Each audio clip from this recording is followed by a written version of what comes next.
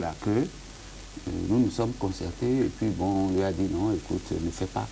Il voulait déjà nous agresser depuis ce jour-là. Mais si il l'a fait dans un esprit de violence ou de méchanceté, et vous, ça, mais je crois que vous étiez là le jour. Vous étiez ensemble au cocktail. Non, monsieur Dossa. Vous étiez ensemble au cocktail à la fin. Non. Donc ça n'était pas bien méchant. Pas lui. Vous étiez sur le terrain. Non, pas lui. Lui n'était pas venu au cocktail. C'est l'autre qui était venu. C'est Dasson qui était venu. Les deux étaient là. Bon, enfin, moi, je ne l'ai pas fait. D'accord? Mais après les élections communales de 2008, toute cette débauche de violence qu'il y a eu là, nous avons posé la question à notre camarade Agua. Mais c'est lui qui serait à la base de ça. C'est lui qui serait à la base de ça. Et puis, je trouve les déclarations qu'il a faites à nous extrêmement graves. Ces déclarations sont extrêmement graves. Et lorsque j'ai entendu le ministre Topa nous dire non, c'est rien, ça veut dire que tous les responsables de ce pays peuvent tenir ce langage-là. On va dire c'est de la politique. Le pays va se fracasser. Et donc alors, moi je trouve que ce qu'il a dit est maintenant, mais je vais vous dire ceci. Ce qu'il a dit, c'est encore moins grave que ce que le chef de l'État lui-même. Ah oui, qu'est-ce qu'il a dit? Il fait. Il a dit quoi qui est aussi grave? On reviendra déjà à l'occasion de certaines autres rubriques que nous allons aborder. Mais ce que je veux dire en concluant ceci, c'est que si nous ne savons pas faire, si nous acceptons, parce que les déclarations que les députés FCDE ont faites lors du débat, moi je vais les avoir. Transcription. Je vais garder ça. Et on se reverra. C'est tout ce que en attendant, honorable. Maintenant, la deuxième interpellation, c'est sur la question de la SONAPRA. Vous savez, lorsque le président Yahi Boni est arrivé au pouvoir, il a fait une marche contre la corruption. Le 12 juillet. Et tout le monde a dit, bon, il va bien faire. Mais lorsque il a un directeur général dont les comptes ne sont pas certifiés, il a un directeur général et le conseil d'administration de la société refuse de certifier. Tout le monde dit, ça, il faut clarifier des choses dessus. Lorsqu'il a senti que la société était bloquée, il lui a fait de la promotion. Vous savez, l'une des questions de divergence entre Yahi Boni et le G13, c'est la question de gouvernance. Lorsque la tension entre le président Yahi Boni et nous est arrivée à un point, il est parti voir le président Kérékou pour lui dire, écoute, il faut faire l'intercession entre ce groupe politique et nous. Et un jour, nous sommes allés à la présidence. Avec l'ancien chef de l'État. Merci. Avec l'ancien chef de l'État. Et entre autres raisons, nous lui disons, il n'est pas possible, Monsieur le Président, que l'un des credos de votre pouvoir, c'est la transparence, la lutte contre la corruption, que vous avez mis 3 ou 4 repris de justice dans votre gouvernement. Ce n'est pas une bonne chose. Il dit, je ne sais pas. Nous avons dit, vous ne pouvez pas ne pas savoir. Mais ça continue. Il a changé le gouvernement, il les a maintenus, il a amené encore d'autres repris de justice dans le gouvernement. Ah, il y en a beaucoup maintenant. Oui, il y a beaucoup. Maintenant, il fait de la promotion pour quelqu'un sur qui il y a des soupçons de mauvaise gestion. Donc, mais écoute, aujourd'hui... Qu'est-ce que vous dites que les raisons pour lesquelles ces personnes ont peut-être eu des soucis avec la justice et les questions de mauvaise gestion? Rien ne le prouve. C'est le rapport, d'accord? C'est le rapport je ne sais pas, le rapport qui est fait sur... Chacune des personnes? non, qui est fait sur la Sonapra.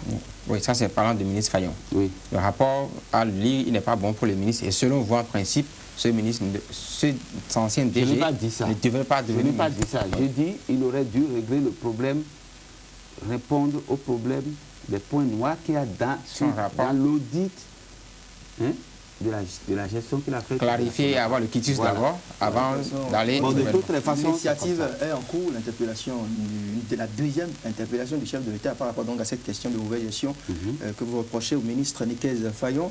Nous allons pouvoir quand même aborder l'une des grandes questions de cette émission honorable. Quelle est aujourd'hui la situation réelle de votre alliance, le G13 ? Avec tout ce qu'il y a eu comme tergiversation. Non, le G13 se porte très très bien. Il y a eu des problèmes. Le G13 est toujours 13 aujourd'hui. Le G13 est 13. Le jour d'aujourd'hui où je vous parle, je parle aux téléspectateurs, le G13 est 13 membres. D'accord? Avec le départ de... Mais ce n'est pas ça. Même avec le départ de Balanci. Hein. Parce que nous étions 14. Avec le député Tokoudari. Oui. En fait, il faut comprendre le G13 comme un groupe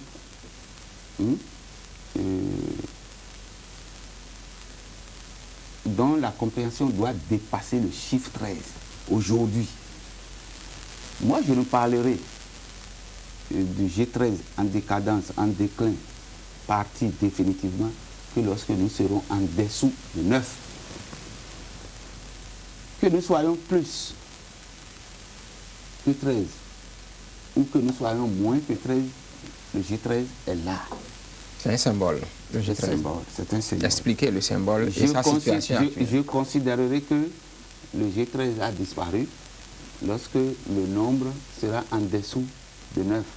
Lorsque vous ne pourrez plus faire un groupe parlementaire. Un groupe parlementaire. Okay. C'est ça que je veux dire. Donc, je pense que le G13 existe très bien, il fonctionne.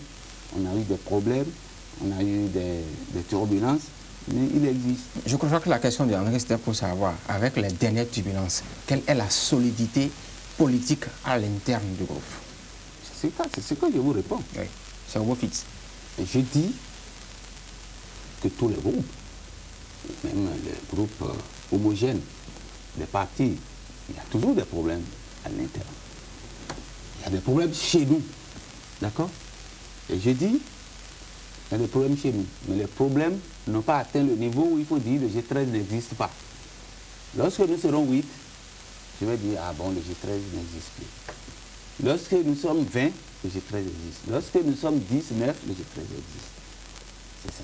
Peut-être que le G13 existe, mais on a assisté, on a vu au niveau de certaines chaînes de télévision, les funérailles du G13. Donc vous voulez parler de la question de Badamassi? Ah. Non, revenons plus sérieusement sur la question de Badamassi. Quand nous avons voulu faire cette émission, je n'ai pas voulu qu'on parle de la question de Badamassi. Je n'ai pas voulu parce que, bon, je trouve qu'il faut attendre. Puisque au niveau du G13, nous notons tous ces agissements, toutes ces déclarations. Nous avons un journal de tout ça là. Et nous nous sommes dit, au moment opportun, on avisera. Mais la question est d'actualité. J'aborderai cette question-là sur plusieurs plans. Sur le plan de cette déclaration. Il a dit ceci. Il a agi sur instruction de sa base. Il a agi sur l'instruction du président Kérékou. Il a déclaré. C'est parce que le G13 est manipulé